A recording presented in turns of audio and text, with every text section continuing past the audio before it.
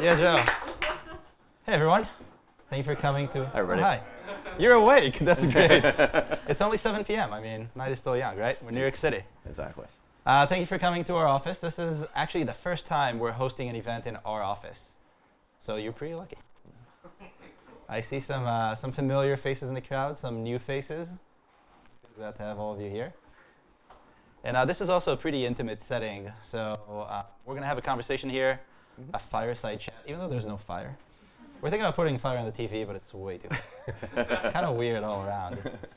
But we're going to be talking about what we saw last week at WWDC, if you're into that way of saying it. We had a bunch of conversations because we were hanging out for a week, basically, all of last week. So we have a ton of thoughts. But if at any point you want to add, contribute, you feel like there's something that should be said, go for it. Raise your hand, and we'll pick on you. It'll be fun. We're nice, though, so... Yeah, not that kind of picking. Yeah, exactly. You're all too far, except for him. Yeah. So, yeah. So, my name is Ariel. I'm the co-founder and CEO of Appfigures. I started this company with my brother Oz many, many years ago, and some of you have seen us over the years. And we do analytics and app insights, in case you weren't sure. And Joe here has been in the app development business for a while. Yeah, really designing since the Mac days, but really working, really building apps and things of that such since the beginning of the App Store and the iOS App Store and that kind of stuff. So independently designing at first, and now getting more into development as I go on. Yeah, making things. Making things. I would say. I make stuff. Yeah. Make stuff. It's, yeah. You're a maker of things. Yes. But you've been making things for a long time, and I've known you for a long time. Oh, yeah. And I really enjoy the kind of conversations we have about apps and about the App Store. And we've done a few things on the blog before even. So hopefully this will be a lot of fun for all of you. And I guess we should kick it off with WWDC was interesting. How many of you have seen the keynote? OK, good. So we're talking to people who know that it wasn't as exciting as we expected. Right? I mean, I watched it as I was working on a talk that I was giving at AltConf at the same time, and so it was kind of like half listening, half working, and nothing made me want to stop working and only look at my screen. And I don't know if this is the first time it's happened, but it's definitely the most memorable. But that's not actually a bad thing, I think. We've been working with developers for a long, long time, and so we've seen the App Store change and morph, and new APIs coming, and some good features leaving the App Store. Some of you have known. But what are your thoughts about what happened? Just kind of high level excitement, not excitement? Yeah, I mean, I don't know if excitement is what I look for anymore in a keynote. What I look for is how much of my stuff is going to be broken, and I'm going to spend all summer, basically reworking my app, to fix broken things that my customers are not going to see at all because they don't really understand the process. So whenever we have one of these years, the word on the street, so to speak, I'm talking to all my friends around the streets of San Jose, is basically like, whew, all right, a little relief. I loaded the beta onto my phone and nothing, my apps are working. And if they're working on beta 1, that's a really good sign. Because beta 1, when your app breaks, you basically just pray that beta 2 fixes all of it. Beta 3, then you're still kind of hoping, and then by beta 4, you're like, oh no. So yeah, it was a really good year for that. And again, I think it's one of those keynotes. One of the things I said to, I can't remember who, the first night after they were asking me what I thought, one of the things I said was that I think this one is going to be like 5 years from now. We'll remember some of the things we got here as more important than they seemed when we were watching them. The building blocks. Yeah, exactly. To something greater. Apple Apple likes to play really, really long plays, and the Apple community usually doesn't like to play along with the long play. We want it now. And so when they start making these small steps towards bigger things, a lot of times it looks like nothing to us or boring. And I think that a lot of good things are coming now. I definitely agree. I think in the beginning, I was really not excited, but also thinking, wait, what have they been working on for a year? Yeah. But then you start digging into it, and you see there's a lot of stuff happening under the hood. And so if we want to start with, let's say, iOS 12, sure, all the performance improvements are actually amazing. So I got iOS 12 on my main device. How many of you here made the same mistake? Oh, wow. Wow, okay. Smart people. Yeah, exactly. But iOS 12 is surprisingly stable. It's faster than 11.4 for me, and it hasn't crashed even once. Nothing. I don't know why, and battery life is as good as 11.4. So totally unexpected, I think, in the grand scheme of things. But that might be what they spent a whole year on, or probably even more. Yeah. So I'm pretty excited. I think in the long term, this will be the foundation they need for selling more iPhones. Yeah. Yeah, exactly. And they're putting that whole PR thing to bed, this idea that, oh, Apple purposely makes your older phone slower so that you'll buy the new one. Which I don't know how many people here saw Greg Joswiak was speaking at the talk show, and he basically said that's so silly. Like, if you think about it, Ford makes a car that like starts falling apart in 3 years. The next time you buy a car, you're going to buy a Chevy. You're going to buy something else. You're not going to buy that phone again, if we make our phone slow.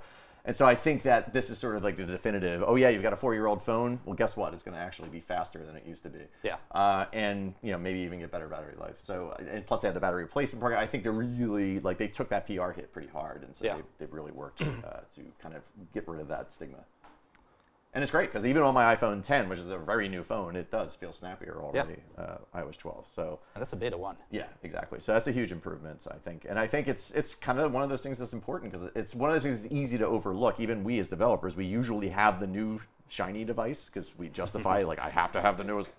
And so we forget what it's like for the customers of our apps using those older phones if we don't really test them as effectively. And Apple probably was guilty of the same thing. They had a few. Most likely. Evidently, they had a department who was in charge of this, but as many things at Apple, it was just not staffed up and it wasn't getting the attention it needed. Yeah. And so they just turn that little lever of prioritization and shove more people into that team. Just make it happen. Exactly, and it paid off. So that's great. Yeah, obviously, and I think that's really good for us, because when you think about it, if stuff is crashing all the time, we really lose on our users. So I'm really happy with that. Initially, I was very against it, and now I'm all for it. Now that I have it running on my device, also stack notifications are great. I must say. Yeah, that was the thing. Like, it was a consumer-focused keynote, so a lot of these little features, I'm kind of happy as a user. Like, forget development. Like, I'm actually my phone is already like feeling better, and there's lots. And of it's less broken. Yeah, the notification stuff. Even just that little bedtime thing, I set that up so now, like, during the hours of 11 to 6 or whatever, my do not disturb hours, like, it won't show me notifications at all. If I pick up my phone, which I had a bad habit of doing, wake up at 4 in the morning, look at my phone, like, oh no, Twitter, and I'm in there for 4 hours. Like, it just shows a little sleepy time in the weather, and it says, good night, you're not allowed to see your phone right now. And yeah, I could open it, but it's enough to remind me, oh yeah, I shouldn't do that. I'll take care of it in the morning. Those little, kind of nuances in the operating system are very welcome. Yeah, absolutely. And I think going deeper into iOS 12, they still gave us some cool stuff like Siri intents and Siri shortcuts. That's the thing I'm most excited about, honestly. I know a lot of people think there wasn't really much else. So hopefully there's one thing. That's true. Well, yeah, there's the AR stuff and things like that. We'll get to that. We'll get there. But yeah, for me, the Siri, it's really important. Voice is one of those odd things. I wrote this, as I have a tendency to do, wrote like 3,000 word screed about voice assistants, and when the HomePod came out, and how everybody thinks Apple's so far behind, and Google and Alexa and all these other things are so much better. And I thought, well, they all kind of suck, So what difference does it make? I suck a little more than you do. And I just think this is a technology I'm very excited about. I've been excited about voice since, like, my voice is my password back on the Mac in 1987. And when then since then, those people who are like nuts about, crazy about that technology have been telling me how this is the future. And I keep looking at it and going, not there yet, not there yet. And I keep pushing and pushing. I think Apple gets that. And I think that's the thing, they're taking their time with Siri, because they're not worried about catching up to Google and whatever. By the time we'll all get there. Like, yeah, absolutely. But the way they did it here is such a different approach. Like, everyone was just like, just copy what Google's doing. Just copy what, like, Amazon's obviously doing it better. Just do what they're doing. And sometimes Apple does that. They've copied things straight up off Android when it is better. But here, they're putting the control of the voice, the Siri intent stuff, in the hands of the customer, not the developer. And as a developer, that's actually what I want. I want people to decide what they say to their phone to get it to activate. I want the customer to decide to use my app as the pizza delivery app or whatever. I think that's really what it is. Yeah, and so they're putting that control out to the customer. Now, it's going to take, it's only going to be power users maybe that set it up in the early days. But again, Apple's small stepping in. Let's put it in the hands of the power users first. Really. Go to the next, because they know the average person. My dad is not going to, like, the first time he asks his phone to do something or the HomePod and it doesn't work, he's just going to give up. Yep. right? So whereas we are nuts about this thing, like we'll try it 1,700 times and figure out exactly the right sequence of words. Every different intonation pronounce possible. the name ever so slightly different, and it'll finally get it. You know, we're willing to make those, and they'll learn from that. Yeah. So yeah. And I think the move was actually smart. So I was on a plane going to San Jose, and I was sitting next to a developer by accident. Which it wasn't really that much of an accident. Actually, no. This is the first time of all the years that I've gone that I'm on a plane with a developer, and sitting next to me, of all things.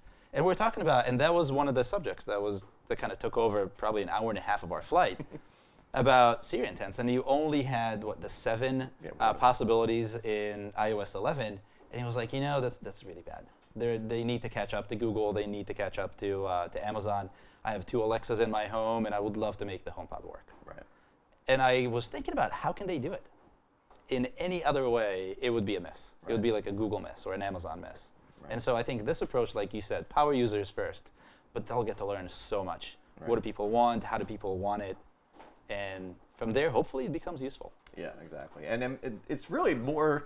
There's 2 things going on with the Siri. There is the voice activation thing, but then there's also the Siri suggestions coming at your screen. I think Apple's just constantly trying to remind people that there is the voice stuff and then there's the intelligence stuff. Yeah, and they don't have to be connected. Like, they will be, but you can work on both of them independently of each other. So even just the Siri suggestion stuff is really neat. I mean, like I have a timer app. Whenever someone sets a timer, I can donate, which is a weird choice of words, but I can donate that intent over to the Siri engine, and it learns, oh, this user every Friday starts a timer for 15 minutes. And so guess what happens next Friday when they open their screen? It says, oh, you set a timer here every day. You want to do it again? And they get to do it right there. And that's really powerful stuff. I mean, it's better than a notification. I, as a developer, could, if I were smart enough, you know, watch that pattern and pop a notification to them. But this is even better. Apple's going to do it for me. Absolutely. It's just so much work. If you had to do it on your own, imagine you had to implement it, we had to implement it, everyone else would have to implement the same thing, and it would be done in a million different ways. And become really, really annoying too. Right, and that's the reason why notifications are such a mess, because people just assume, my app is the only app anyone uses on their exactly. phone, and they obviously want to use my app more often than they currently are, so I'm just going to remind them about it every 15 minutes, and that's why people are annoyed with notifications. But if those are customized to your specific needs and uses in the way you use your phone, then your phone becomes a more personal tool. Yeah, absolutely, and I think it actually will increase engagement, because you're not going to turn off Siri suggestions. Right. They're still going to be there if you want them or not. Right. So I think people will use your app more if you do it. Exactly. So are you actually implementing Siri? Yeah, started working on it already for a few different apps. And I don't see an app that, like this is one of those technologies that I think should be in every app, literally. Absolutely. And it's the kind of thing you just don't ignore that one. Look, go watch those videos and read up on it, because it's even more powerful than they're doing this Soup Chef kind of sample app. And people were complaining about the sample app not being that powerful. I'm like, it's not that powerful because it's a sample app, and they probably built it in a week, knowing Apple and the way they do their time crunch. Like, there's a lot of power. With no documentation. Yeah, exactly. Those folks work really hard, but there's much more power in those APIs, and it'll only get stronger from there. They will add more as we ask for more, parameters and things that we can add into. Yeah, that's what I'm thinking. I think iOS 13 is going to be a really kick-ass one for all of us, especially around Siri and voice. I'm guilty of not using Siri much, because when I talk to my phone, I don't know, something about that feels awkward and odd. But if it becomes a lot more customizable, so I feel like I'm getting some value out of it and not just screaming into a piece of plastic or glass. Right. I think that might actually make me use my phone more. I'm one of those people everyone laughs at because I actually say please and thank you to Siri. I do that all the time. But I want it to be a human, and when it's not, that's when that disconnect happens and you start getting frustrated. And so I think Google actually was right on the money with that. They don't have a name for their assistant. They just call it Google or whatever you're supposed to say to the, hey, device, do this. And it's because that at least is not creating this illusion that it's a smart person that can actually respond to things. And that was what I wrote in this article about the HomePod, way back in the day. I'm like, wake me up when I can just say, let's say I was going to WWDC, right? Yeah. And so in the middle of January, because that's when I booked my hotel, say, okay, I'm going to WWDC this year, book me a hotel. If I could say just that, and the HomePod could go, oh, okay, WWDC, what is that? Okay, I'm going to look it up. Oh, it's June 4th through whatever. Yep. It's going to be in San Jose. These are the kinds of hotels he usually gets 2 double-bed rooms so that he can split it with somebody, so he doesn't spend a bazillion dollars to go out there. Here are all his preferences. Here's the kind of flights he tends to take. When it can figure all that out for you and then do all the booking, or at least send me an email saying, here's what you should book, that's when I'll be excited about this. Oh, that would be amazing. We are not there yet, but like that's where we will be before we're dead. But you know, that's the thing. But then, do you want it to talk to you at the same time, or do you just want it to make things? Yeah, I just wanted to do all that and then send me a note saying, "Here, it's done." Like a real assistant. Can you just text it? Yeah. It'd be like getting an assistant to even do that. Yeah, good luck getting a human to do that, right? But you can. I mean, and that's, but I agree. It's like, it's not the talking back and forth that I find interesting. It's much more about the understanding, which could just as easily happen in an email or a text. Yeah. I completely agree. I would love to see more happening with Siri and Siri Intense. Yeah. Has anyone tried implementing Any kind of Siri, even like pre-iOS 12, the older stuff? Okay, yeah. You were one of the lucky ones that had one of the magic 7 and 10s or whatever. Yeah, I mean, or made it work into the 7. Yeah. So I mean, it's one of those things that will grow, and it's going to take years. And like I said, I don't know how many customers in the early days are going to start doing this. Except for us. But I think if it's useful, and I think if I tell people, oh yeah, by the way, you see that little thing, you can tap on that and then just say the 2 words you want to say, and it'll remember. When they get that one that works really well for them, and they can do it every other day, like order their coffee or whatever those examples are, like that's gonna hook them in. It's sort of like what is the thing everyone does with voice now? It's ask for the weather, right? Or play like music. The new thing with the HomePod is just play me a song, whatever, which it tends to get wrong, but that's a whole other story. Absolutely true. And really infuriating. Yeah, I know. I don't know why they. Because Alexa gets it. Yeah. I know, the HomePod artist doesn't. You'd think Apple of all people would be able to like have the right catalog. Artist names down. Maybe I listen to weird artist names. I don't think so. It's happening to me, and I listen to not mainstream music too. Yeah. So. But that's Siri. I think the Siri is going to be really cool. I do. And we'll see how it develops. I'm kind of curious to see how we can implement it into our own app, but that's a totally different conversation. Yeah, I was just thinking. That'll be after he's like, oh no. Yeah. There goes my summer. I like that. Yeah. What is Siri? No need. Who needs to count things? Well, but it would be kind of nice to just. Yeah, that's true. Hey, Dingus or whatever, give me my Appfigures for today. Give me my report for today. Am I rich? Yes, no, maybe. Am I rich? There's the word. Now you're thinking like Apple. Yeah. Am I rich? I'm doing what I can. I'm getting featured next week. I'll just pitch it to them directly. Yeah. Am I rich app, but for real. That's gonna be crazy. That's gonna be a great PR stunt. Yeah. The Am I Rich app, but for real. Yeah. Talking about PR stunts. Yes. Should we talk about Memoji? Yes, of course. Why not? How else are we going to get people to actually upgrade their phones to iOS 12? Yeah. Memoji. I mean, that's. Of course. Apple has proven time and time again what motivates people to upgrade more than anything is emoji of any kind, right? So the Memoji is the next step in the evolution. You need both an iPhone 10 or the 11 or whatever it is they're going to release. Plus, you need the latest operating system, and so. That's great. And that's great for us as developers because that means more people upgrading, right? They showed that stat. It was like 81% of people had upgraded to iOS 11 already. Yep. That's down from previous years. They didn't mention that part. And like I said, I joked, there's got to be a whiteboard somewhere at Apple that says 81% unacceptable. Next year's goal, 99.87. And that's what they're after here is to get more people to upgrade, which is great for us because the more people upgrade, the less I have to support not older devices, but because they older operating systems, but older operating systems. People who are afraid deprecated to upgrade APIs because my phone's going to get slow, or but then they say, oh, but I really want that Memoji. Yeah, that's it. So exactly, it's not a developer story per se because we can't do anything with those ourselves, like creatively in apps or anything. We can't import them into our apps. But it's a great marketing tool, and I love when Apple throws me a boom like that. Have you set one up for yourself? I set a couple of them. That's great. You can do all kinds of variations. I did the long-haired version. Didn't have one like right in the middle of my San Jose haircut was a little too long. I just cut it shorter, so now like the short one looks better. The what I am, what I want to be, what I should be. Yes. Type and then I have to file a radar because I can't put the right amount of gray in my beard. I can only put it in my hair. So you'll probably get an email back saying you got to color your beard. You got to fit the beard. That's right. They have so many variations, but yet finding a face that looks like mine is so difficult. So hard, it's mostly the hair. Yeah. They have too much spikes or not enough spikes. And I mean, this is just the right amount of spike. I was actually a little bit surprised, and maybe this is coming in a future update. I'm imagining, like, it's got a camera and it can analyze my face. You'd think it would at least give you a starting point, like shoot this and go, boom, here's all the right eye color and the right, at least starting point, and then you can tweak it from there. I would imagine that's extremely complicated. I'm sure. And will offend at least 20% of people somewhere. All right, good point. Maybe they're erring on the side of let's not offend anyone. That's a very good point. Start slow. Yeah. I didn't know how to set one up.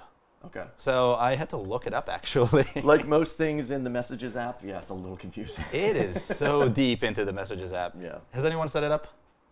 Okay. No Memojis. Well, they don't have iOS 12 yet, so. Oh yeah, that's true. That's true. The one iOS 12 in the back got it. Yeah. So that's good. Or setting it up right now. Yeah, he's doing it right now. Speak. There's open Wi-Fi here if you want to download iOS 12 That's right. Yeah.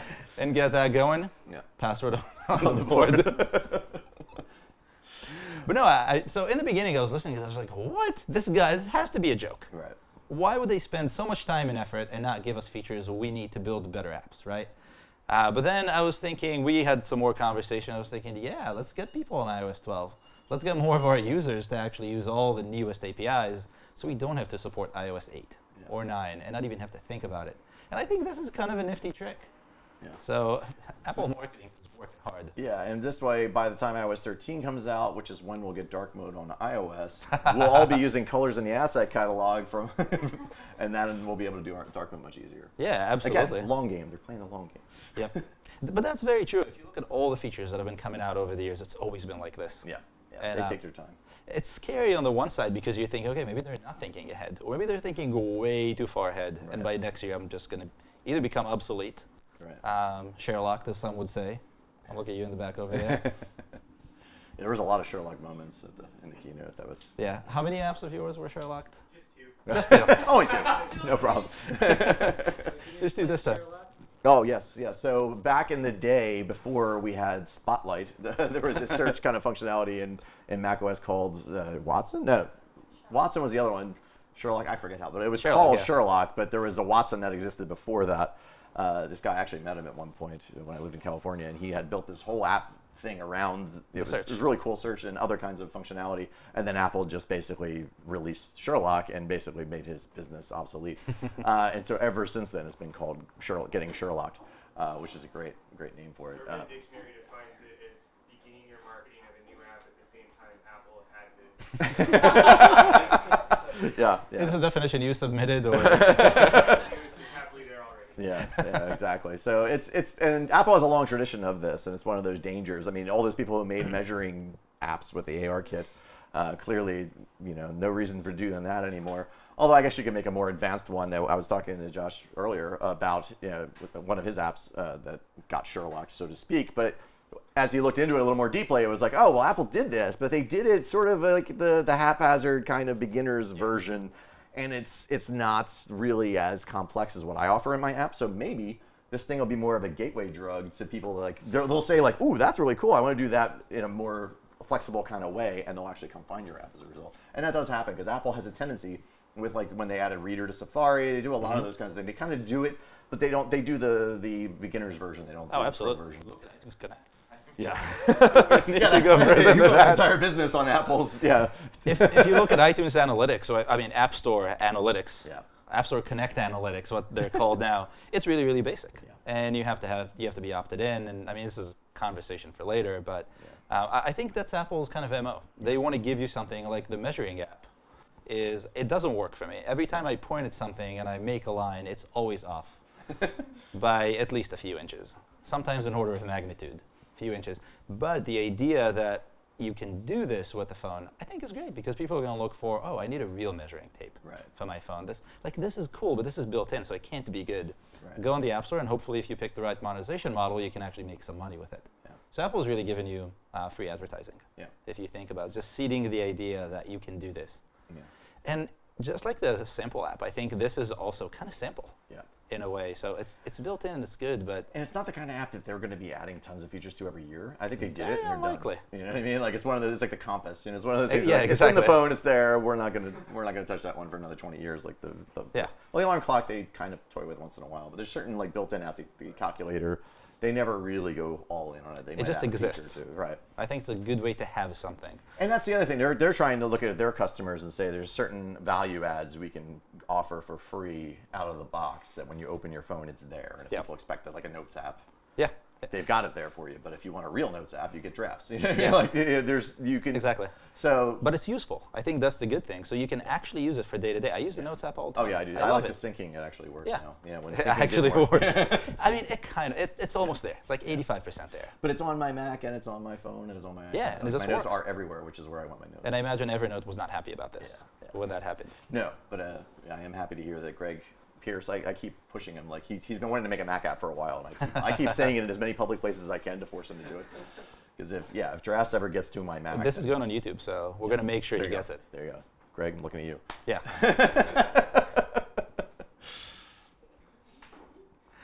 So, I mean, thinking about AR in general, Apple seems to be making a humongous push towards AR and VR on the phone, on device. And they keep talking about everything is happening on device, the machine learning is happening on device.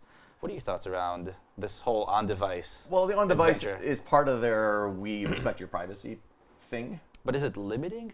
Yeah, probably. But it doesn't matter because Apple doesn't have to be the best at this to win.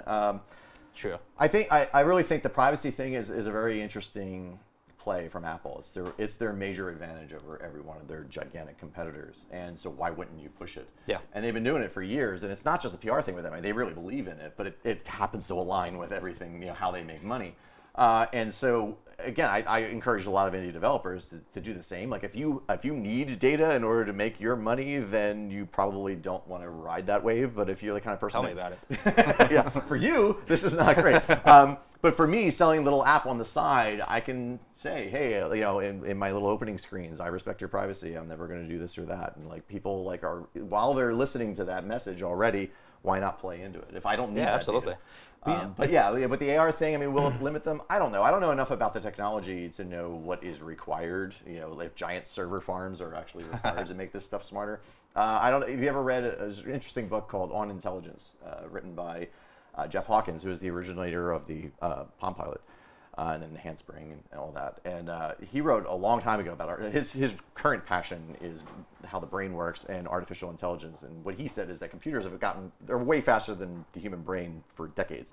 It's not computing power that's going to make the computers as intelligent as humans. It's learning how the brain actually works. The brain is way more efficient than a computer. Yeah. And in order to demonstrate that, he gives a very simple example of like throw a kid a ball, and within like 10 minutes, the kid knows how to catch a ball. Now teach a computer to catch a ball. You'll be there for like 10 years. Good luck. Right? Because it does all of the trigonometry to figure out where the ball is going to go. The kid just puts their arm up, and it's right there. Yeah. So it's just that, I think that the intelligence isn't necessarily a matter of more processing power. I think it's a matter of approaching it in a different way. Of course. It's going to take a while until we get there. Oh, yeah. I think we have a lot of work ahead of us. But oddly enough, the way Siri interacts, eventually people will just expect this behavior to happen. Yes. That's my take on it. It'll become ubiquitous. Yeah, exactly. It'll just be it's so uncomfortable and weird now to think of talking to machines, but I think that'll just become part of the... Oh, I don't know. I hate... What a lovely question. Yeah, I hate giving predictions, but everyone is curious about this. Yeah, I don't know how far away it would be. I'm terrible at that sort of thing, but I definitely think that it's in a lab somewhere, and it's definitely where Apple would want to go with it. I think they can see something like Google Glass and say, yeah, they didn't pull that off, not because it was a bad idea, but because it was Google. Yeah, it was bad implementation. Yeah, I mean, they were... Bad UX. Yeah, and bad from, Apple, pulled this off with fashion, and, they can get into the cultural consciousness in a way that other companies can't. It's another advantage of theirs. So I think that they would, put Johnny Ive on this, and, there'll be 150 different frames you can choose from. There'll be laser etched to your face and all that other stuff.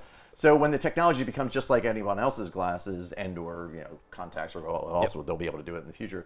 I think they have a much better shot of making it a more ubiquitous product. And yeah, this AR stuff, I have to say, it's not that interesting to me in its current state, but I know there's something there because way too many smart people are interested in it, and I think that's where it gets really interesting when I can actually just kind of look around and say, oh, that's the right address, or have an arrow actually pointing at I'm going in the right direction. Because I look at my phone GPS sometimes, and I don't really know which way I'm supposed to turn on that thing.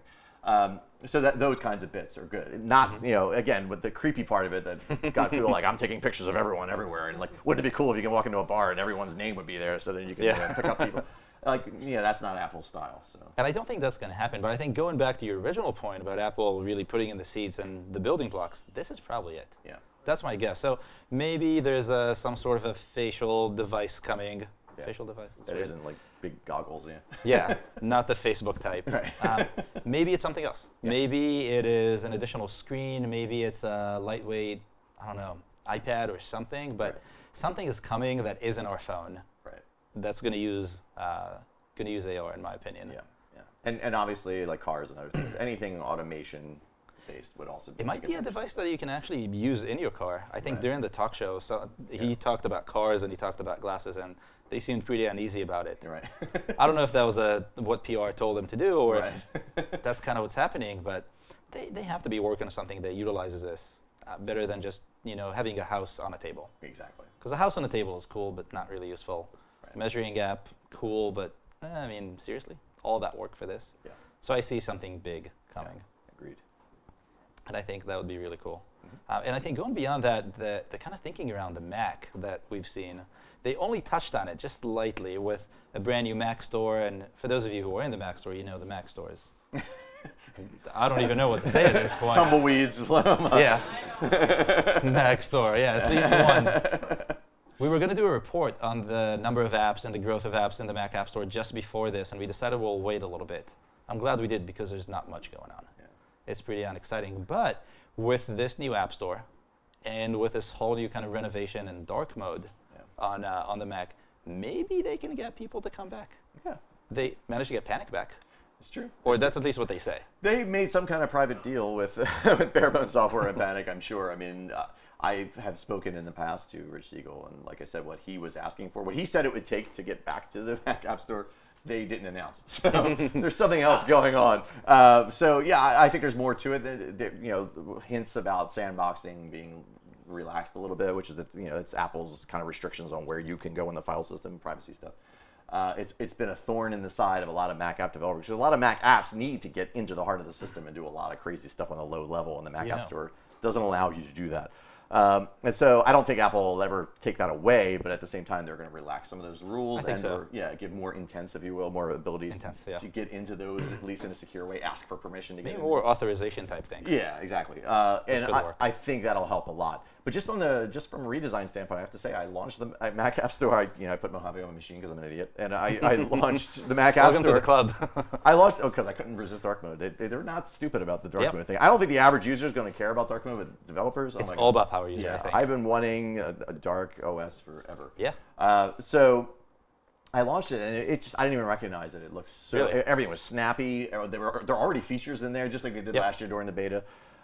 So it's really neat. They're obviously putting some time into it, and just having that little sidebar where it's not just games, there's actually games, and then it's not just games and everything else like the iOS store. It's even creative apps versus productivity apps versus they actually have like useful tabs over there. Yeah. And the features in each section. Now they didn't promise to update it every day like they do the iOS store, but they said about every week it should be. So let's see what comes out of it. Yeah. That's my real thing, because on the Mac App Store you can sell your app through your website. And so you don't have to go through the Mac. I mean, you will have to go through that new authorization process. I forgot the name of it. Yeah, it's called notarizing. Yeah, notarizing. Yeah. Cool name. I think that one fits. It's actually what it sounds like on the tin. Like it is actually Apple notarizing that you are you. And it's more importantly, it's the cool thing about it, from my understanding, my limited technological understanding of it, is that basically, like before, it was like you had an authorized Apple ID if you were off the Mac App Store, and you would sign your app. And as long as everything was peachy, everything was great because Apple says you are you. And if something went wrong, though, and someone took one of my versions of my apps and put a virus in it, now the only thing that Apple can do is just kill everything in my ID, which is all of my apps. Every version of every one of my apps now gets killed because of this one problem. With this notarization step, now they're going to be able to say, I can just revoke version 11.3 of it's a lot more granular. App. Yeah, so it's definitely one of those things. If you're signing apps anyway, just do it. Yeah. I think it's a good move. I think the idea that they are kind of allowing people to continue going through their own websites, and they're not saying, no, you have to go through the Mac App Store. Exactly. That was a huge fear when the Mac App Store happened. So the only way to sell apps, I'm like, I don't even know if that's feasible on a Mac to stop people from installing apps. You know what I mean? Like, but it didn't make much sense to me that they would ever do that. If anything, they're doubling down on letting you have more flexibility. And I think that's what it's all about. If they can create a store experience that actually gets people to buy more, then you want to go on the Mac App Store, and then Panic will have to be on the Mac App Store, because that's where people buy apps, right? Exactly. Whether that will happen or not is still to be decided, but I think they can really integrate it, go even further, and integrate it into the operating system a little bit better. So with Siri suggestions maybe in the future, with the, oh, did you know this app can do this thing you're looking for type business. And that's really good news for anyone making Mac apps, the few that still do this. I agree. So I think overall the Mac Mojave is actually pretty interesting. Yeah, that's cool. It's it's kind of funny when they say it's all about the Pro, and then they show you like taking screenshots. But I've been waiting for that since last year. I mean, I really expected some big Pro announcement. And I was like, okay, dark mode, that's legit Pro. I guess, but even that's just a visual tweak. I say just as if that were easy. I'm sure that was a lot of work. But 1,000 engineers. You know. yeah, I mean, people have every right. I mean, I think the Mac developer community of the people I've spoken to, my friends, those are the ones who are the least excited about this past keynote. They were hoping for more for the Mac, and they don't seem to be getting it. And I think that's a legit complaint. I would like to see Apple put more focus, but it's like 1/10 of 1% of the money they're making compared to iOS. So, but maybe that's why. Yeah, there you go. It really depends. There's an argument you can take to Tim Cook. We'll make $10 instead of $1. They might listen to that. But yeah, I do think they understand the importance of the Mac, but at the same time, there's just not as much. I mean, that's a really good, solid platform. There's not a whole lot that needs to be added. And we're even seeing that in iOS. There's less to be added every year because it's already pretty darn good. Yeah. So, even watchOS is on version 5 at this point, and there's so like that announcement seemed like less because there's less broken than there was between version 1 and 2. That's for sure. Yeah. So I like this. Slow down the pace thing. That's more of that, please. More of quality, less of let's rush and build all the little things. Exactly. Type thing. They did in iOS 11. Yeah. Yeah. So I guess last but not least, the move between iOS and trying to make iOS kind of work on Mac. Mm-hmm. What are your thoughts on that? Yes. As someone who knows both. As someone who's built AppKit apps and UIKit apps, it's not that you can't learn it. And I meet so many iOS developers who think, oh, that's just like the impossible challenge. And Mac developers love to hear that because they don't want iOS developers in their party. It's not that hard, but it is inconvenient to learn the difference between UI color and NS color and remember that. And then when you're actually working with a button to say, oh, that's right, I'm on the Mac. This API works here and there. Even when you're digging through the documentation, a lot of times it's much harder to find information about Mac stuff. I asked a friend about that once when I was doing my first Mac app. I'm like, I'm trying to do like Stack Overflow and other kinds of searches, and I'm getting no information about the Mac. He's like, because Mac developers know what we're doing. We don't use Stack Overflow. I'm like, I just think there's less. We don't share. And you don't share because you don't want anyone in your party. But at the same time, I think this is inevitable, this kind of combining. And again, it's one of those things that this is step 1 of a 75-step plan of Apple. At least. And yeah, I see this as them taking their underlying technologies and meshing them a little better so that iOS and macOS can share more. Yep. That doesn't mean they're going to share the UI layer ever, but it does mean that I don't have to write my collection views again. It doesn't make any sense to write your data models and those kinds of bits twice. Yeah, the business You don't logic. have to, exactly. So, to a seasoned Mac developer, you're going to want to keep using AppKit because it's going to be way more flexible. But for people who are kind of always been thinking about tinkering on the Mac, it's also a big answer to the Electron problem, if you will. Like a lot of people making non-native apps. There's a reason why they mention. I mean, it's weird for Apple to mention non-native technologies on their screen, during a keynote. But they did that because this is a shot, right? Like this step 1. They had to. I feel like they had to. Stage 1 is let's try to get have an argument for a PM somewhere, or to be able to say, well, we could use Electron. Yes, you'll save money over versus this, but like we could get a native app, from our iPad app. Yeah, more quickly. A little quicker, and with this much work. It's like an argument that they'll get more apps that way. It's not a good argument for if you have a Mac app and you want to turn it into iOS. It's not going to work that way. But maybe in the future, who knows? But the numbers are so different. Yeah, there's really no point. That might be like phase 7 or 8. But I think we'll see more iPad apps because from phone apps, they'll why not make the iPad app if then the Mac app is only another 10%? Yeah, just keep adding. And then I also think we're going to see more Mac apps, and we're going to see again. I wrote that one was like 4,000 words when the original Marzipan rumors came out. I think there's going to be a lot of crap, but I think that's what happens. There's already a lot of crap on the Mac. Hate to say it, but most apps suck. There's a lot of crap on the iPhone. Sucks, yeah, a lot more most crap on the suck. iPhone. You find the 5 you like, and then you use them. That's what people do, right?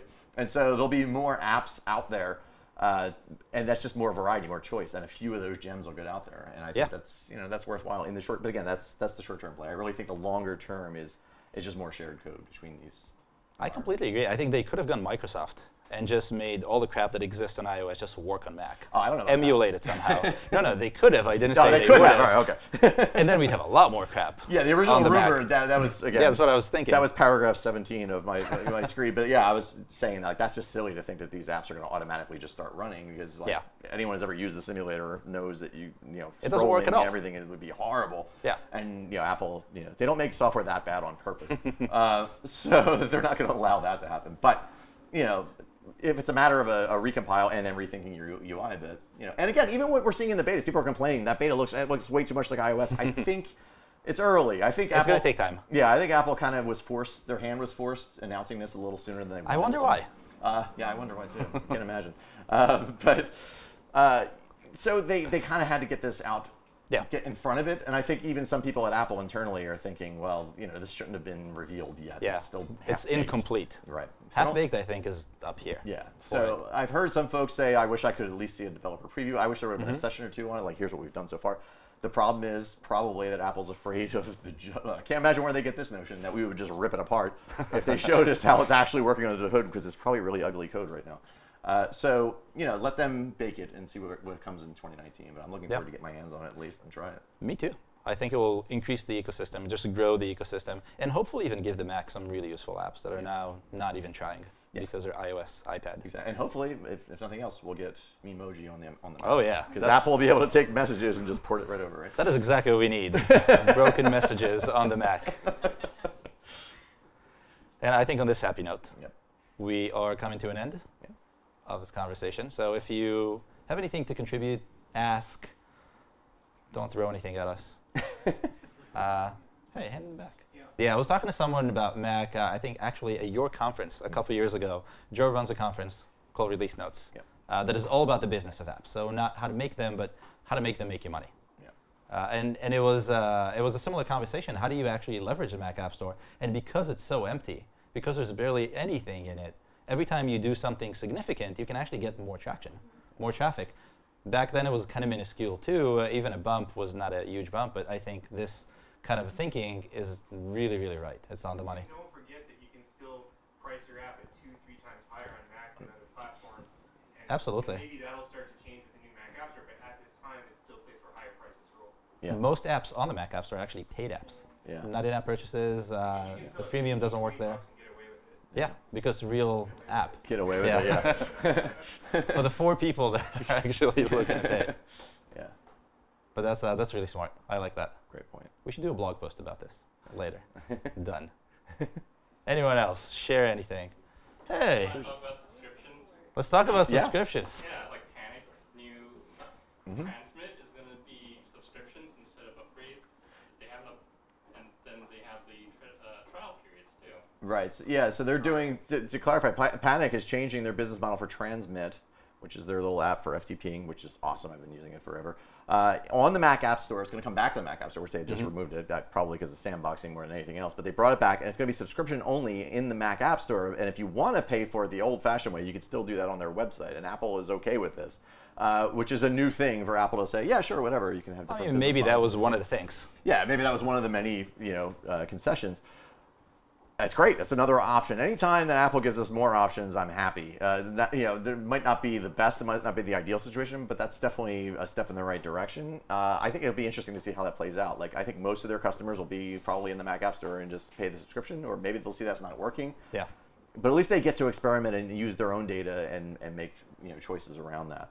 And on the free trial thing, again, that's something that people had been doing anyway, but Apple sort of stepped back and now said, well, if you have a paid upfront app, it doesn't have to be subscription based. You have a paid upfront app, you can do an in-app purchase now to unlock that, and you can make that a 14-day trial, if you will, or whatever. A free trial. Free trial. I wish there were a way to surface that in a way that would say this is a free trial, but the app is really $50. All right, now it just looks like a free app. Yeah. I do think long term, the idea of downloading bits and in exchange for money is going away. I think the idea is people will pay for what your app does, not what the app is.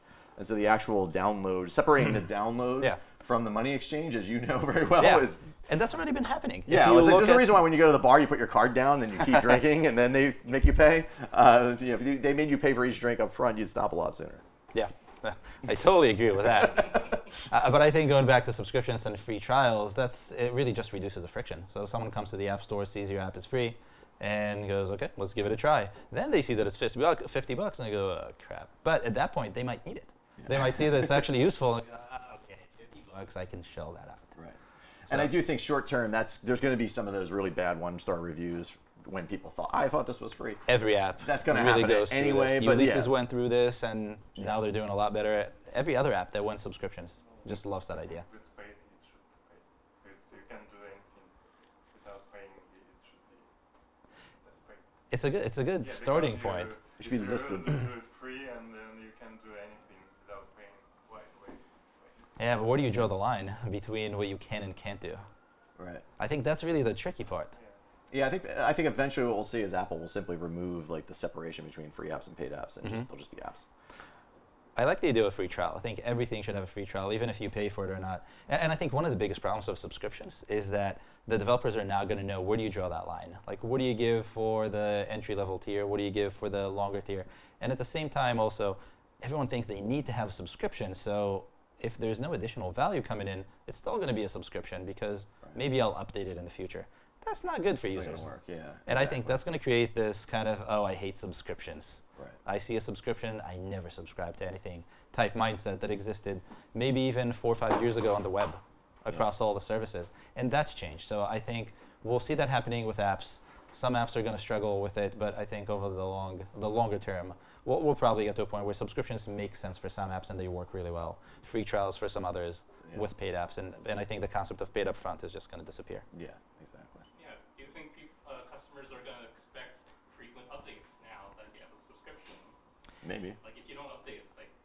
I think though, You might be able to afford that update if you're making enough money every year. Like, you won't mind doing that work of keeping your app up to date if you know there's steady money coming in. and I think they expect it now. I don't think anyone doesn't expect an app, even if you paid for it up front, even for free apps. Yeah. If you look at the reviews on the App Store, people who download free apps are as critical as people who download really expensive apps. Yeah, if not more. Yeah, because they expect so much. Told and research this to find out it's true, but that part of the reason why there have been so much restrictions on subscriptions is because some states have specific rules. If you're going to charge people money on an ongoing basis, you must provide a justifiable unit of additional content Right. without doing it. And I've been told in the past when I asked to do it, and they said no, that the reason was because I could not prove that I would continue to provide new justifiable units of content. And I was like, well, I don't know what to do with that. Yeah. And I don't know how they're working around that, but that was what I've been told in the past. Very interesting. Yeah, I don't know. It's a good question. In state laws and in That makes different a ton laws of in different sense. countries, there is some crazy stuff on the books that you have to be aware of. And when you're Apple and you're working worldwide, Yeah, you have to keep. if one an eye on has that rule, then I have to kind of go along with it. So yeah, there's lots of that stuff going It's on. actually the same for taxes. So taxes are done differently in different countries. Brazil, for example, is a 30% tax on app revenue that's split into 15% and 15%. And on your first month of subscription, you have to pay all 30% as a developer. Second month, you pay less. And they just hide that from you. That just works. So Apple just handles that for you, right? They handle some of it. We're going to show that to you very soon. Kevin knows. Yeah, that's something that's, I guess, currently impossible on the Mac App Store or iOS App Store at this point. So for those who aren't familiar with Sketch's model, it's sort of a compromise. It's you pay, what is it, $69, $100? I don't know what it is. You buy a version. And yeah, what you buy is from the day you purchased it, any version that comes out for the following year, you can make those updates. And then on day 366, when that update comes out, when it might be 2 weeks later or whatever, if they're not putting an update out, you can still use your older version. You just can't upgrade to the newer version until you pay. And a lot of people like that sort of as a compromise. I think there was a lot of confusion around the messaging of that first year. I would love to talk to Peter a little more about how that end of the first year went for some people when they realized suddenly I can't download this new version, because I don't know if it was as clear as they wanted it to be, but it's really hard because this is a new model and training people. And it's a year in. Yeah, so and you you're paid a a year long away time from ago. when you paid for it. Yeah. Again, these are the kinds of things I don't even think twice about, because like Sketch to me, how do I get? I can't do anything without it at this It's a business point. tool. So yeah, they could charge me $100 a month, let alone $100 a year, and I'd pay for it. Because Hopefully they don't hear this part. well, they should have a special Joe tier where they're charging me. The ideal price Done, would a be, Joe tier. yeah, ideally it would be like figure out what everyone's willing to pay and then make them pay exactly that. But that's the thing. It's like if you make money with this software, it becomes a no-brainer. I always joke that the one bill I never mind paying is my Adobe subscription. And everyone laughs at me about that. I hate Adobe. Like, I have made so much more than $50 every single month that I've been subscribed to Adobe that it's just, sure, fine, no problem, And then, the other thing that subscriptions have kind of given us flexibility around is like last week, it was a good example, or a couple weeks ago, a client of mine that I usually do other types of design work for was doing a presentation. She says, I've got to give this PowerPoint presentation at this conference, and my slides look heinous. Can you just help me, make these, pretty? And I'm like, sure, I can do that for you. It's not normally what I do. And then I realized, oh, I don't have Office. Right? Oh, how am I even going to open that? I was assuming Keynote because I'm a Mac head. And as soon as I saw our PowerPoint file, I'm like, oops, I just agreed to this. Now I got to go buy Office. Uh-oh. So I go over to the Microsoft site, and sure enough, I can get a 1-month subscription to Microsoft Office for $7. And so I bought a $7 subscription, immediately canceled it. Now I have a month. And in that, I was able to bill her 3, 4, 5 hours worth of work off that $7. So it's like, that works great. So people who complain all the time about, I don't want to make my app a subscription because that guy who only downloads and uses it once a year. I'm like, well, then give them a once-a-year plan. Yeah, exactly. Give them a cheap enough option to say you can only use this X number of times or for this many out, whatever it is. Yeah. It doesn't work for every app, I know that, but like there are way more apps than people realize that would work better for their customers this way. Absolutely. If I only use it occasionally, charge me accordingly. Yeah. Find the right way, just the right way to charge me. Yeah, exactly. The Joe plan, as you called it. Yeah, there you go. That's going to become a thing. Charge Joe 10 times more and everyone else less. But only Joe. Yeah. And I only see that price through some cookies. That's why Apple needs to block those cookies. You have to identify. I'm Joe. Yeah. It asks you for your name. What's your name? Ariel, you're good. You're good. Yeah. Keep going. Safari and their privacy changes. Again, Apple PR playing up there. We have this advantage, so therefore we're going to. I think particularly on the iPhone, where you don't have the option of changing your browser so easily, it's going to have more impact than it will on the Mac. I think there's going to be an awful lot of, I have a lot of clients who work in marketing and those such things, and they are going to be really mad at Apple when they realize this stuff. Absolutely. So because they already like, oh, how come this email I sent, the ad didn't show up? I'm like, well, because they have an ad blocker on. Well, how do I get around that? I'm like, well, they're kind of telling you maybe they don't later. want that ad. But so yeah, they're breaking the way things work in a lot of ways. It's a very controversial, very forward kind of thing. But again, it's something only Apple can do because they're the only ones that big in this position. It's so funny to me. I think back in the days when the Mac only had Internet Explorer as like your only option because Apple had to suck that up and be like, hey, you know what? If we're going to try to, so they went from there to being able to actually put their own proprietary browser onto a computer and then have a lot of people actually use it until then they get to the iPhone where it's the only game in town. They have a lot more power than they used to be able to do this kind of thing. Is it a good thing for the web? I don't know. I think people will work around it. They'll find other ways. Yes and no and a maybe, I think. Yeah. All around, basically. Yeah, there's always it's a cat and mouse game. Yeah. So, I mean, will it do much long term? I don't know. But, in the short term, I don't mind them stopping certain things. Like I just took Facebook off all of my devices and logged out a long time ago. So I don't have as much of these problems as some folks do. But I think just raising awareness about how you are, I don't think all tracking is bad. Yeah, I don't think that all advertisements are bad. I think if people just knew how their data was being used, they'd say, oh, okay, I'll live with this one. I won't live with that one. So, I mean, I would prefer Apple have more of an approach like the permissions thing where it's like, hey, by the way, this site wants to track you. Are you okay with that? Like, yeah, I'm assuming that's what's going to happen. Yeah. I think long term, the real problem is tracking, like you said, some of it is good, some of it is bad. And just saying no more tracking is probably a bad idea. Right. Because it really hurts the optimization around, ads have to be shown. Ads have been a business for years, and it's not going to go anywhere. So if now you're seeing less efficient ads, people are they're not going to enjoy this, and companies are going to find ways around them. And if this is a cat and mouse game, it just keeps people busy. Right. I think Safari getting more privacy was kind of an nod to, not a nod, but a cloud Google with Chrome, because everyone uses Chrome. Right. It's got the best developer tools. As much as I would like to never use Chrome again, it's so much easier when you do stuff on the web, unfortunately. So I think they're basically locking it down and saying, use us so we protect you, and don't go to them because they take everything. Right. And eventually it will kind of equalize around, okay, some things are okay, some things are not okay, more permission-based. Do you know what's going on under the hood? Do you know why this website is extremely slow? Because it's probably loading 50 scripts from 50 different websites, other websites. So I think, again, it's one of those, we're going to start with the building block of let's block as much as we can and slowly make it a little bit more user-friendly, human-friendly. Yeah. I think. Anything else? No? Well, in that case, I want to thank some people. Yeah. One, Joe. One Joe. Yeah, Joe. There's only one. Yeah. Well, Joe with a plan. Yeah. It's always a pleasure to have you here. Always. And talk to you on a panel. Yeah. Not the first time. Yeah, that's right. To the people who put this together, Frank over here, Ashley, and Alex. Woo! And Barack over there.